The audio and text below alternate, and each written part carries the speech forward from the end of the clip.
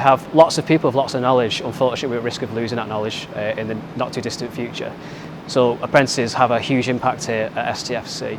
Our engineering apprentices work across a range of disciplines. They're working across mechanical, electrical and electronic projects, and they're working predominantly on international and national projects with particle accelerators and linear accelerators.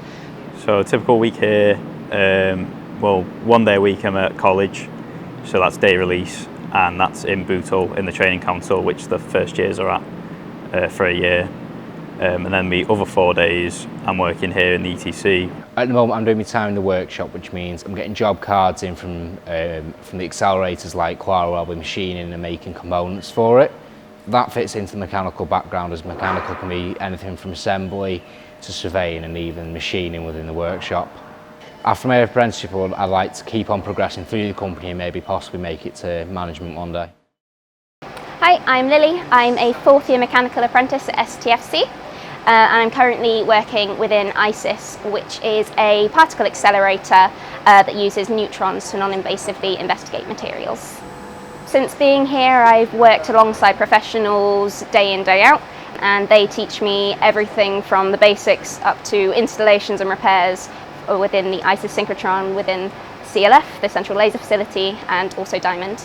So I was inspired to go into engineering for many reasons. I quite like practical working and I love science, so that's why I chose this industry.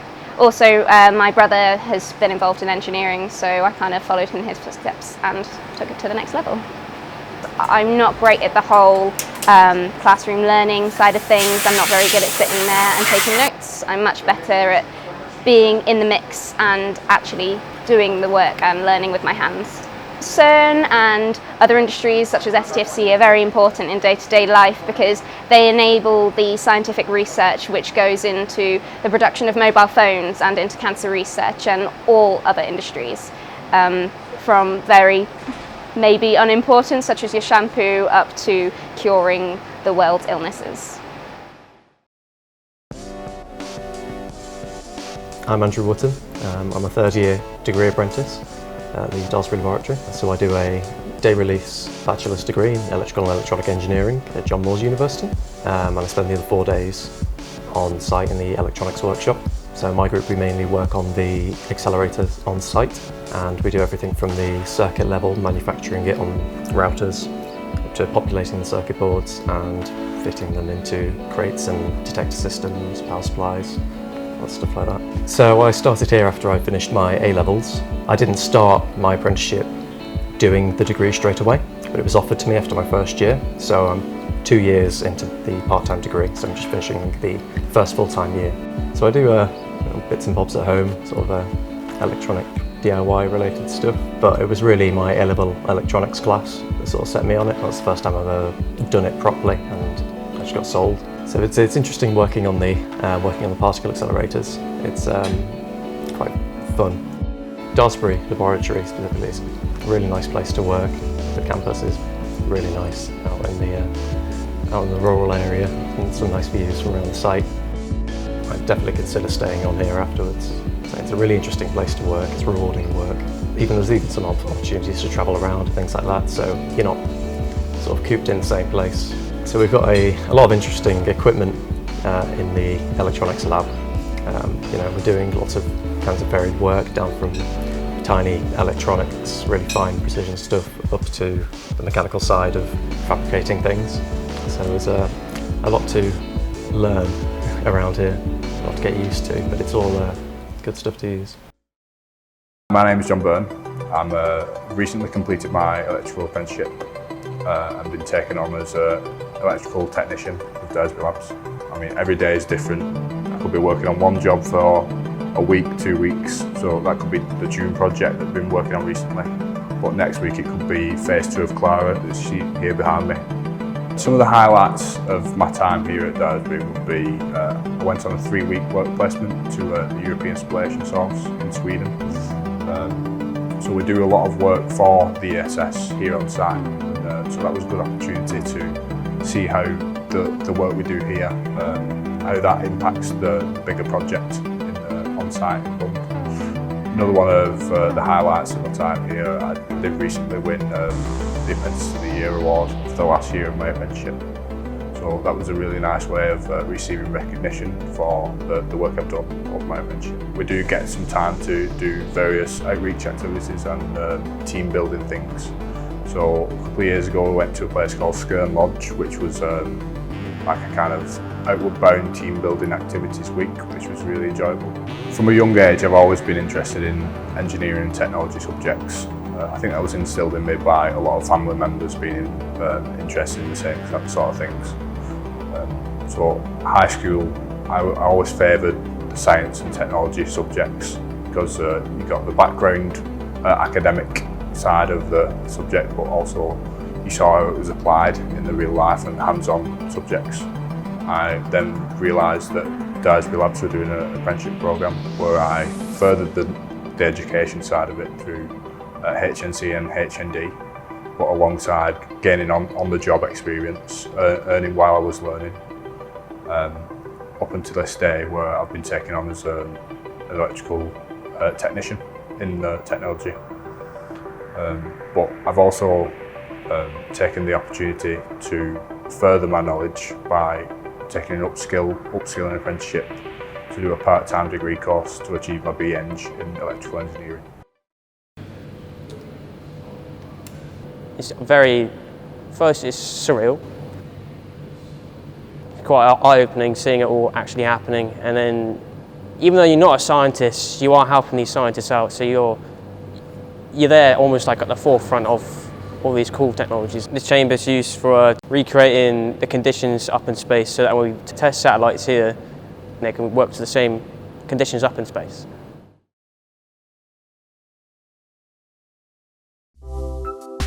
When I saw this apprenticeship, I was like, oh, I'm never going to get that. Like, I'm not smart enough to work in science. But within the administration role here, even though it's in science, it's not directly in science. Like, you don't have to be good at science to be able to do it, but you are contributing. When I got to the end of my degree, I realised that the subject I was doing it in wasn't something I was actually that interested in anymore after the 3 years. Even though I completed a lot of placements, when it came to getting a job in the area that I'd done a degree in, I didn't have enough experience. So I looked and I found an apprenticeship here at Daresbury. I've realised that administration's not just answering emails and answering the phone. I'm actually enabling people, scientists, to present their research. This helps them to communicate their ideas with people from outside of the company, international people who may be in a different area of science, so that they can extend their work as well as their own. One of my main responsibilities here is to coordinate the SCD seminar series, which involves me having to liaise with staff to be able to host national and international scientists so that they can come here to present their work. I also help organise workshops and events, either here at Daresbury or with other universities and things like that. When I was looking at just admin jobs before, there was no jobs that were like arranging seminars and workshops and doing things you wouldn't think about in an admin job. Like when you think of admin, you think about like answering the phones and like working in the hospital, doing things like that. Nothing like this. So this is a completely different like realm of admin, I think. So my apprenticeship here at the Hartree Centre is slightly different to others on site, whereas mine's an upskill apprenticeship, so I do 1 day a week solely on the apprenticeship, whereas I do the rest of my time working on the day-to-day job. But there is a real community of apprentices on site here at Daresbury. So I look after our platforms as service projects. They're essentially projects in which customers such as Unilever, Rolls-Royce, Jaguar Land Rover, they pay for compute time on our supercomputers here at Daresbury. So this is my desk at the Hartree Centre here at Daresbury, and this is where I do 99% of my work. So I split my time. I do an upskill apprenticeship, so I do 20% or 1 day a week working towards the apprenticeship, and then the other 80% of my time is spent working on projects. Quite a big block for me was not having the sort of the qualifications, if you like, or the skills and knowledge in project management to get involved with some of the bigger projects. So the apprenticeship gave me the opportunity to learn more and get that qualification that will help me then to take on more important roles in bigger projects. So working with the Hartree Centre has helped develop my confidence in working with new people and new customers, especially working with customers such as Rolls-Royce, for example. It helps you grow in confidence and really enable your negotiating skills to come out, and you never really know what you're capable of doing until you're in that situation. So the Hartree Centre working here just helped me get immersed into a whole new world of opportunities, really. Didn't have a clue what I wanted to do. Didn't do very well at school, and science actually wasn't one of my interests at school. My mum said to me, how about beauty therapy? I was quite good at doing my makeup back then as a teenager, and she just said, you know, have a go, see how you get on with it. So I enrolled at the local college, and I was doing wedding makeup, and it was actually my father-in-law that said, there's a job going at Rutherford, why don't you give it a go?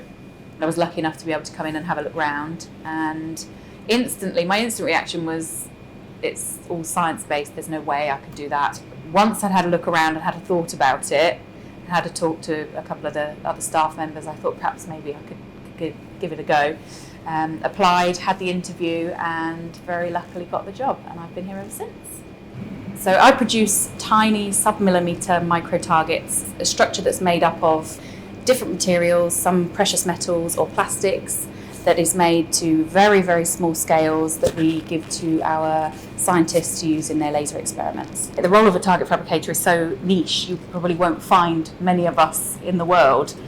As long as you're quite keen and switched on, and you've got all the skills to sit and put these tiny things together. It's just the challenge of making these tiny things that nobody else makes, that nobody else has made before, and contributing to, you know, to this world-leading science that we do here.